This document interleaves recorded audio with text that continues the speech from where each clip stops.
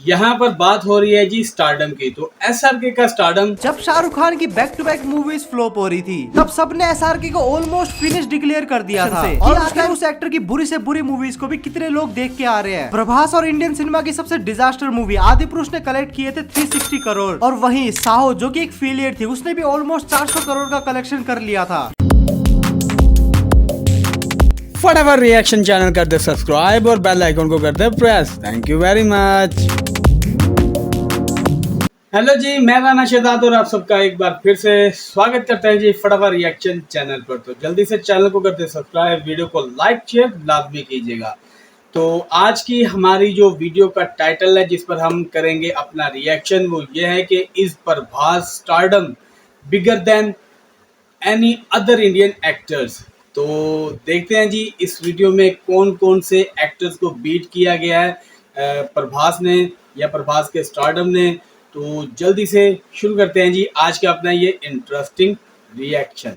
जब शाहरुख खान की back to back movies flop हो रही थी तब सबने एसआरके को ऑलमोस्ट फिनिश डिक्लेयर कर दिया था और उस टाइम पे फैंस का एसआरके के लिए सपोर्ट भी कम होता हुआ दिख रहा था। बहुत कुछ एक्सपेक्टेशन था शाहरुख खान से बट पिक्चर में दम नहीं है। लेकिन जब प्रभास की back to back movies flop हो रही थी और इवन जब उन्होंने आदिपुरुष जैसी मूवी दी उसके बाद भी उनके स्टारडम पे कुछ खासा फर्क नहीं पड़ा। इनफैक्ट फैंस उनकी नेक्स्ट मूवी सलार के लिए भी उतने ही हाइप थे जितनी वो प्रभास की बाकी मूवीज के लिए होते हैं।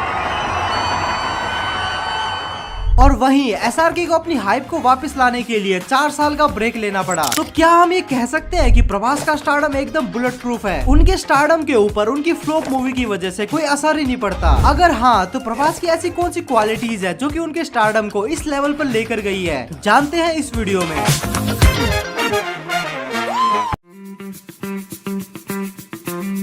अब मैंने इतनी बड़ी स्टेटमेंट तो दे दी कि प्रभास का stardom out of the world है, लेकिन मेरे कहने से क्या होता है? तुम लोगों को तो सबूत चाहिए ना।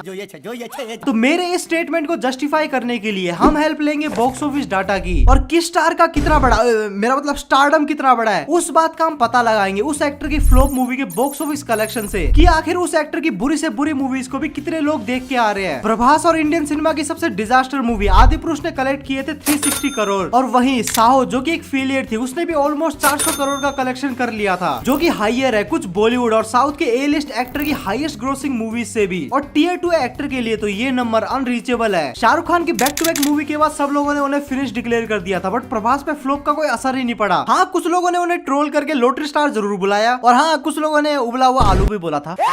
सॉरी एसआरके की फ्लॉप के बाद उन्हें काफी नेगेटिविटी झेलनी पड़ी और लोगों ने एसआरके का एंड इसलिए घोषित कर दिया क्योंकि उस टाइम पे एसआरके के पास कोई तगड़ी मूवी लाइनअप नहीं थी और उसी के कारण एसआरके के फैंस के पास कोई चीज ही नहीं थी हाइप होने के लिए। और इसके अलावा हमारे भाई 4 साल के लिए अंडरग्राउंड और हो गए थे।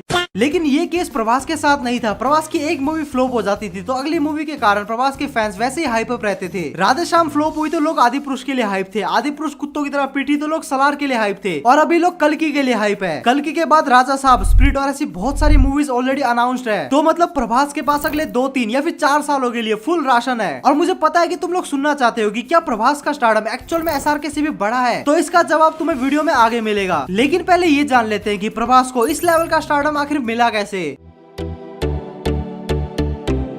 अगर पूरे भारत में लोग प्रभास को जानते हैं तो उसका मैक्सिमम क्रेडिट बाहुबली को जाता है। लेकिन क्या सिर्फ एक मूवी एक एक्टर को इतना बड़ा सुपरस्टार बना सकती है कि अगले वो 5-6 सालों तक खराब मूवी भी करे तब भी उसके स्टारडम पे कोई भी इफेक्ट ना पड़े? अगर कोई एक्टर लगातार 4-5 सालों तक खराब मूवी बनाए तो एक टाइम के बाद वो निपट जाएगा और पब्लिक का भरोसा वो कम्प्लीटली खो देगा। पर इस चीज का फर्क प्रभास के स्टारडम पे कुछ घंटा भी नहीं पड़ रहा, जिसका एक सबसे बड़ा रीजन है प्रभास की ऑफ स्क्रीन पर्सनैलिटी। प्रभास बहुत हम्बल, काइंड और इंट्रोवर्ट नेचर के आदमी है, वो थोड़े से शाय भी है।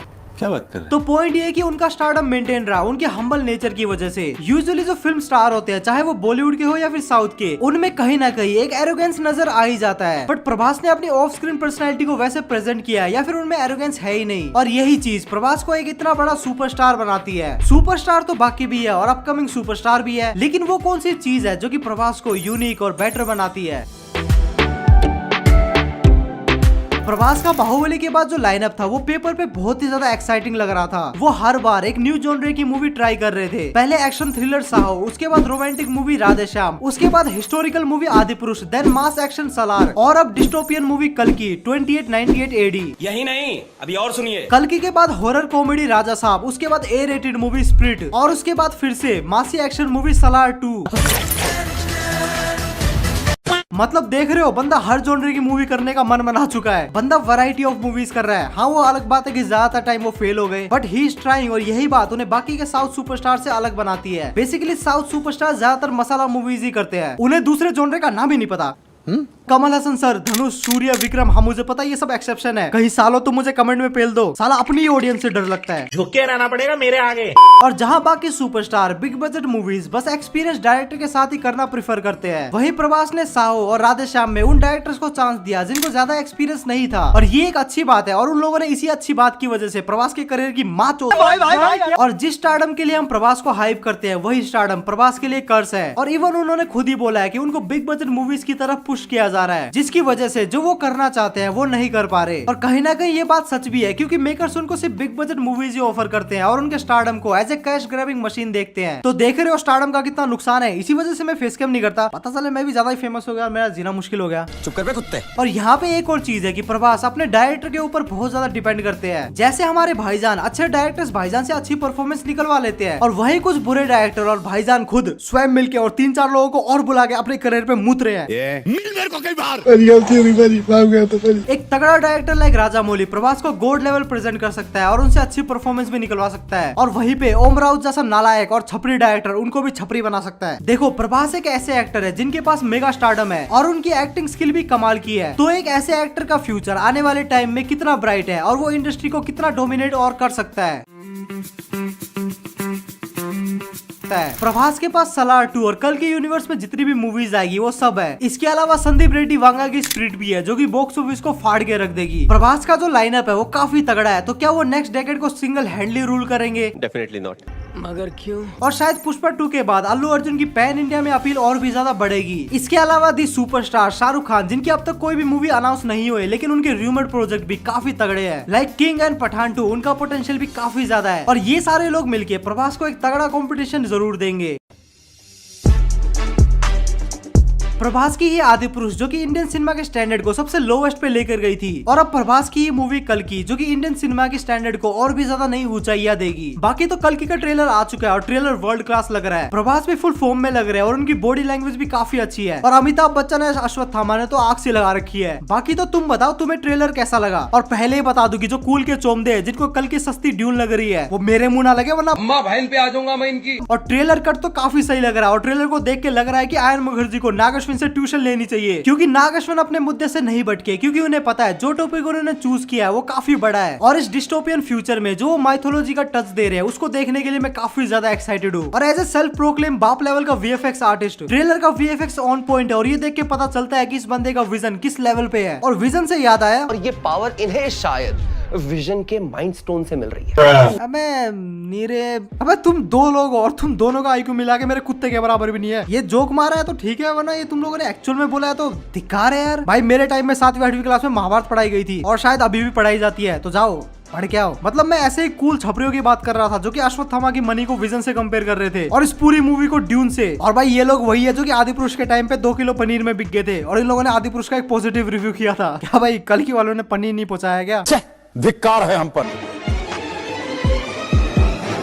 देखो, अगर मैं ये बताने बैठ गया ना कि प्रभास का स्टारडम बड़ा है या फिर SRK का, तो यहाँ दंगे हो जाएंगे। तो हम यहाँ लॉजिक के साथ बात करते हैं। देखो, जो SRK की बॉक्स ऑफिस अपील है वो इंडिया के साथ साथ ओवरसीज में भी काफी तगड़ी है और उनकी हर अच्छी कमर्शियल मूवी का पोटेंशियल 1000 करोड़ तो है। और वहीं पे प्रभास का जो बॉक्स ऑफिस अपील है वो साउथ के साथ साथ नॉर्थ बेल्ट में भी काफी तगड़ा है और उनकी एक अच्छी कमर्शियल मूवी का पोटेंशियल भी 1000 करोड़ तो है। शाहरुख खान वर्ल्ड वाइड बहुत ज्यादा फेमस है और वहीं पे प्रभास भी अपनी बाहुबली फ्रेंचाइज की वजह से वर्ल्ड वाइड उतने ही फेमस हो चुके हैं। तो मेरे अकॉर्डिंग दोनों का ही बॉक्स ऑफिस स्टारडम सेम ही है। दोनों ही इंडियन सिनेमा के वेल नोन आइकन है और दोनों ने इंडियन सिनेमा को एक से बढ़कर एक मूवीज भी दी है। जी, स्टारडम की बात हो रही है जी। तो आपको पता है कि फैन ही है जो एक एक्टर का स्टारडम बनाते हैं और एक एक्टर का स्टारडम जो है वो गिराते हैं। तो इसमें आजकल जो है वो बिल्कुल प्रभास का स्टारडम है, चल रहा है और लोग बहुत ज़्यादा इनको पसंद कर रहे हैं।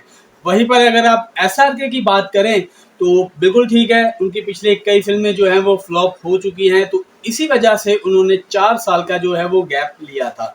लेकिन 4 साल के बाद जो उन्होंने कम बैक किया, वो भी ब्लॉकबस्टर किस्म का कमबैक किया और उनका भी एक अलग ही किस्म का स्टारडम है। और इतने सालों में आप देखें तो एक लंबी लिस्ट है SRK के खाते में कि उनकी एक नहीं, उनकी कई ज़्यादा फिल्में ब्लॉकबस्टर रही हैं। और वहीं आप बात करें प्रभास की, तो प्रभास की भी कई फिल्में फ्लॉप हुई हैं, लेकिन उस पर ऑडियंस ने वाकई ही कोई इतना रिएक्ट नहीं किया और उसकी अगली आने वाली फिल्म से एक नई होप जो है वो ऑडियंस ने लगा ली। तो इंतज़ार करती हैं, जैसे कि उसकी काल्की के बाद मैंने वो काल्की फिल्म देखी है, अच्छी फिल्म है, काफ़ी अच्छी फिल्म है।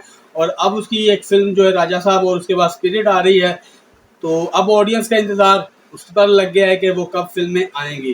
तो एक अच्छा स्टारडम बन चुका है, क्योंकि बाहुबली से पहले प्रभास को कोई नहीं जानता था। तो इसी वजह से, क्योंकि साउथ में ये मैं नहीं कह रहा कि कोई नहीं जानता था, मैं ये कह रहा हूँ कि प्रभास को साउथ में देखा जा रहा था, लेकिन ओवरऑल उनका इतना नहीं पता था। लेकिन बाहुबली के बाद जो है वो पूरी दुनिया में जो है वो प्रभास को देखा गया, पसंद किया गया और अब सब जानते हैं। तो उनकी अब आने वाली जो फिल्में हैं उनको भी लोग इंतज़ार इसी वजह से कर रहे हैं। तो SRK तो वो तो पहले से ही बहुत बड़े ब्लॉकबस्टर अपना स्टारडम लेकर चल रहे हैं, थोड़ा बहुत आप इसमें कह सकते हैं, लेकिन SRK का अपनी जगह है स्टारडम में और प्रभास का अपनी जगह है। तो आज की ये जो स्टारडम वाली वीडियो जो वो एक देखी, अच्छी लगी मुझे। अगर आपको भी अच्छी लगी और ये रिएक्शन आपको अच्छा लगा तो इसको लाइक और शेयर लाजमी कीजिएगा। तो चैनल को कर दे सब्सक्राइब। तो आज क्या यहीं तक था, तो आपसे मिलते हैं जी अगले रिएक्शन में, तब तक के लिए